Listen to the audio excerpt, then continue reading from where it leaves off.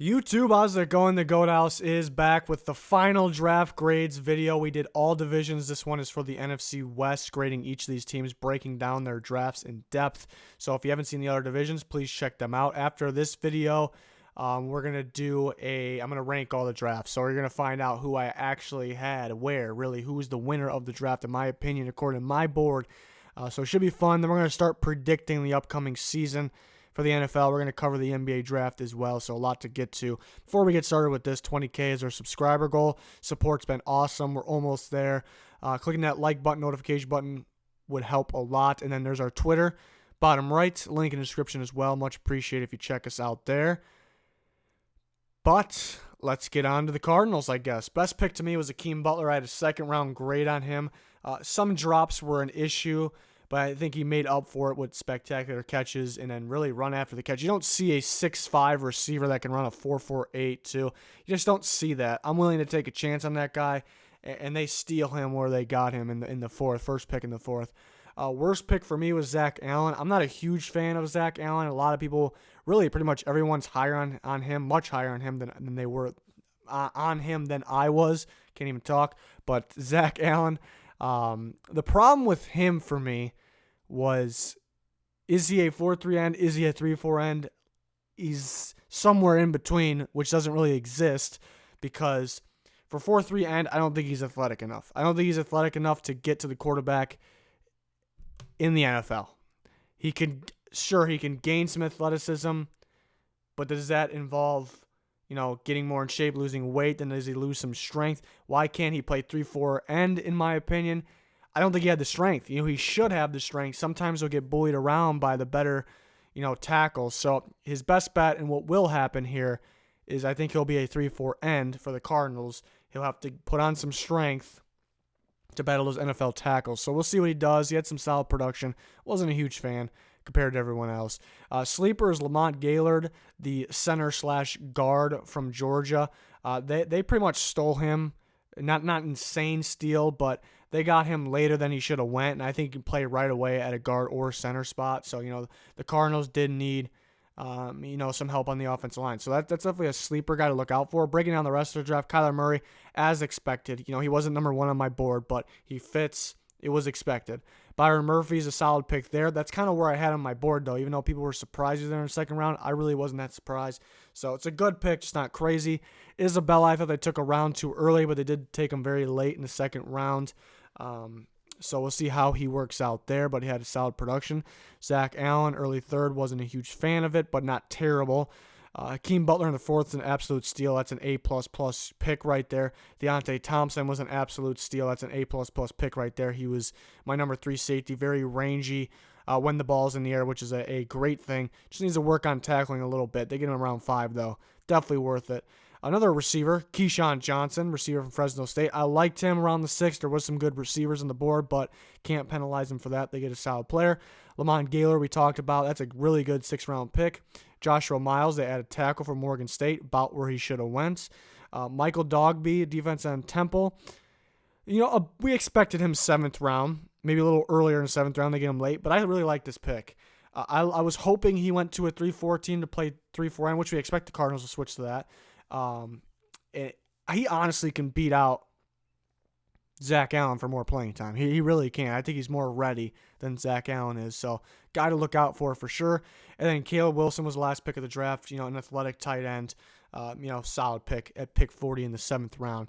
So, very good draft here for the Cardinals. There's some picks that's about where they should have went. There's a couple reaches. There's a couple steals because I'm kind of back and forth in that A+ range. But I'm going to give them an A here.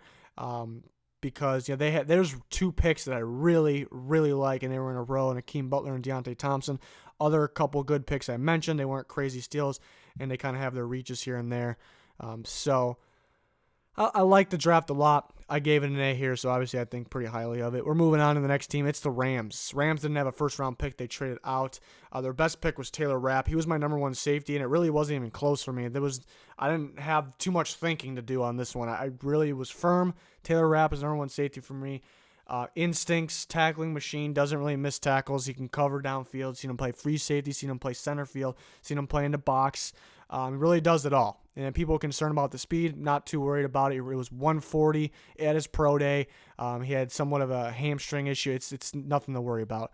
Taylor Rapp, I really like. I thought by far he was the best safety in his class. And so that's the future guy there for where they got Eric Weddle for now. So it's going to be interesting. Worst pick to me was Nick Scott. It was a late pick. Another safety. Did they really need that? And yeah, I didn't have a grade on him. So interesting one. Sleeper pick is Greg Gaines. Why? Because I think he'd get on the field right away. He went about where I thought he should go, around that 4-5 range. They get him late 4. But I think he can play right away because they don't have Sue right now. He's still a free agent. Maybe they get him back for cheap. But Gaines can play that nose tackle spot right away, and he's more of that true nose tackle. So I do like that pick. It's not a steal or anything, but it's a guy to look out for there as their sleeper pick for a guy that can get on the field right away. So breaking down their whole draft, talk about Taylor Rapp. I love that pick. That's an A++ pick. Darrell Henderson was my running back 2, and I thought it was pretty clear. It was pretty clear Josh Jacobs was 1, and then it was pretty clear Darrell Henderson was 2. I think there was a huge gap after number 2. Darrell Henderson's really a do-it-all back. He's not going to break a million tackles. But my favorite thing about him, people talk about home run hitter. He can get out in space and fly and gets to the lanes out there. I love that. But my favorite thing about running backs, my number one trait I need you to see is really vision and quickness, the ability to find the hole and hit the hole fast, because the bust in the NFL cannot do that. It's not because you don't have speed. It's not because you can't break tackles. It's because they can't find the hole, hit the hole with some quickness. That's Darrell Henderson's best trait. So I think it's a very safe pick, and I love that they took a running back early and they got a good one, because you don't know what's going to happen with Gurley. You just apparently he's got arthritis in his knee. It's not good, but he's going to play right away, obviously, this year. Third round pick, David Long, about where he should have went, but I do like David Long. I like him in the slot, but he also can play outside. Bobby Evans is a solid third-round pick for them, the tackle from Oklahoma. I think he can slide into guard if they need him to, which they lost Saffold, so something to look out for. Greg Gaines, we talked about in the 4th, solid pick. And we got David Edwards, was an ultimate steal here in the 5th. I had a second-round grade on him, kind of thought late second. And they take him in the 5th, needing more offensive linemen for the future, and he can be the future tackle. Maybe if they slide him into guard, I can see that too. So I absolutely love that pick. Nick Scott, not a huge fan of that pick, but it was the 29th pick in the 7th round. And then Dakota Allen, I like that pick in the 7th. He has a lot of upside. He at times kind of played by himself at that linebacker position because, the Texas Tech is very stupid defense, not coached too well. And they're playing in the Big 12, so they run with as many DBs as they can. So Dakota Allen was really by himself a lot, so was asked to do a lot. So he has some upside, I think an easier role in the NFL, and they needed some more linebackers that can possibly, play that middle linebacker spot. So, yeah, I like this draft a lot. I like it a lot, and I'm going to give it an A+ because they didn't have a first-round pick. They get Taylor Rapp, who's my number 1 safety. I had a first-round grade on him. They get Darrell Henderson, who was my number 2 running back, clear-cut number 2. And I had a second-round grade on him. I had a second-round grade on David Long. They get him in the 3rd. I had a second-round grade on David Edwards. They get him in the 5th. I really like the fits of Bobby Evans, Greg Gaines. Even though they reached a little bit for Scott, they made up for it with a lot of these picks. Crazy they don't have a first-round pick. Really, the amount of guys in my top 100, look at that. Taylor Rapp, Darrell Henderson, David Long, David Edwards. 4 guys they got from my top 100 players list, and they didn't even have a number 1 pick, a first-round pick. So very impressive for the Rams. Not really surprised. That's why they're doing so well lately. On to the next team. We got the Seahawks. DK Metcalf was obviously their best pick. They stole him. I had a first-round grade on him. And people talk about he's a bust. He can't run routes. If he's a bust, it's because of injury. That was the concern. I think that's why he dropped down there. Yeah, I wish we would have saw more routes inside the numbers, but it's just Ole Miss's offense. They had A.J. Brown, Dawson Knox, DeMarcus Lodge doing all that. They had DK Metcalf, creating separation on the outside.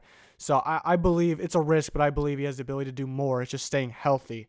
You don't see receivers like that every day. It's a very solid receiver. Russell Wilson's never had a receiver like that, too, a solid one. So it'll be fun to watch him in that offense. I love that pick. That's an A++ pick. Marquise Blair was their worst pick to me. I was kind of surprised by that one. He's a good player. He's a good box player, so he's really not good at a true safety spot. He can possibly play strong safety, but his best plays in the box, making tackles. He's not going to change the game really for you. I thought 4th at the earliest, maybe a 5th. They take him in the 7th, but he's a good player. Don't get me wrong. He can play. It's just not your traditional safety. He's not going to go be a playmaker. So I was a little surprised by that one. And then Ben Burr-Kirven's their sleeper, about where I expect him to go in the 5th round. But he has second-round talent. He's just undersized, and you just can't really find a spot to put him. But the Seahawks will. They'll use him. He'll get in the rotation. He can get after the quarterback. He can cover. Pretty athletic linebacker, just a little undersized. So that's a sleeper to look out for. Not a crazy steal or anything. Breaking down their whole draft, L.J. Collier. I did have an early second-round grade on, but they get him in the 29th pick. I love the fit. He was really growing on me, so I don't really count that as a reach. I think he fits. He's got a bright future, I think. I think better pro career than college. Marquise Blair, I think, was a bit of a reach. DK Metcalf was a steal. Cody Barton, maybe a round too early. He was starting to grow on me a little later, too. High motor linebacker, pretty instinctive. Gary Jennings. I had a 4th-round grade on him, but there was some really good receivers at the time. But he's solid. A safe receiver can get open. Phil Haynes, I like that pick in the later 4th. A guy that can play tackle or guard. Ugo Amadi, I think maybe a round early. Listed at safety, but he played in the slot a lot. So basically, you took 2 safeties that really neither of them are really safeties at this point. They could use Amadi at like a nickel corner. I think that's what they will use him at. I think a little early, though. Ben Burr-Kirven, solid pick in the 5th. Travis Homer, I thought 7th undrafted. They take him in the 6th, but it was late 6th. DeMarcus Christmas, late 6th. Okay pick. John Ursua, had a lot of production. I had undrafted grade on him, though. So you can see I had some picks that I really, really like, and then I have some picks that were reaches. I actually compare this draft to the Raiders, actually, and I gave them both B-. Raiders, obviously, we did that video already in the AFC West.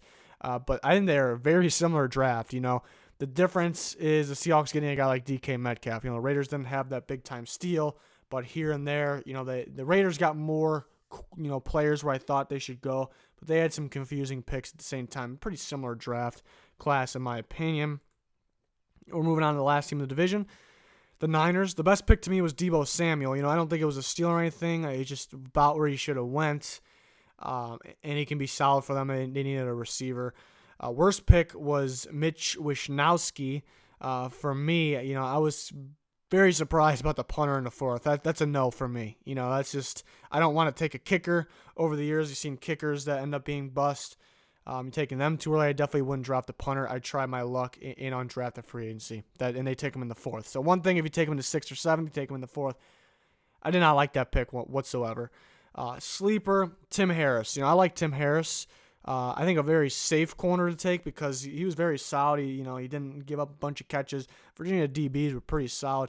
He's kind of, it seems like he's been around for a while. So, I guess one of the older prospects. That's why he dropped down to here. But breaking down their whole draft, we talked about Nick Bosa. We didn't talk about him. Nick Bosa at the top, as expected. Good fit.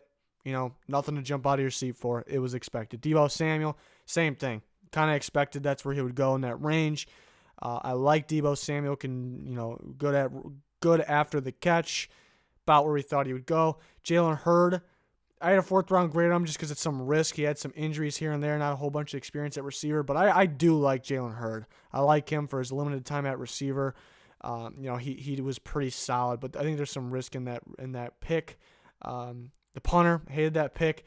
Dre Greenlaw, I thought late 7, undrafted. There was some really good linebackers on the board here at the time, so I thought that was a reach. Caden Smith, about where he should have went. Can block, has some good hands, not super flashy. It's a solid pick there. Justin School, I guess about where he should have went. Was thinking late 6, early 7. They get him early 6, not a big deal. Tim Harris, I figured he would go 6, but I think that's a solid pick. So really, couple reaches, couple picks where where they should have went. Not super in love with this draft. I gave him a C+. Not terrible. Obviously, he's giving him a C+, but I did not like that punter pick. The Dre Greenlaw was early. They got some good players, just not a bunch of really picks that I really, really like or really make me, get out of my seat. Like, wow, what a great pick. So at the same time, decent draft for the Niners is what I would call it. So that's the last of the divisions for the grades and breakdowns. We're going to rank the teams based off the draft now. We'll see who won the draft, in my opinion. And again, I'm going off my board that was set before the draft. So now people are complaining like, how is this great? It's kind of like, it's really, I don't have control over it. Obviously, I make the board, but I don't know where those guys are going when I make the board. So I can't really change my board for certain teams. So hopefully people understand that now. But we're going to rank the teams. Can't wait for that. We're going to start covering the upcoming season, predicting the upcoming season with records and player rankings, all kinds of fun stuff. Playoff, Super Bowl predictions, and NBA draft we'll cover as well. Enjoyed doing that last year. So a lot to come. Thanks, everyone, for the support. Thanks for watching. Goodbye.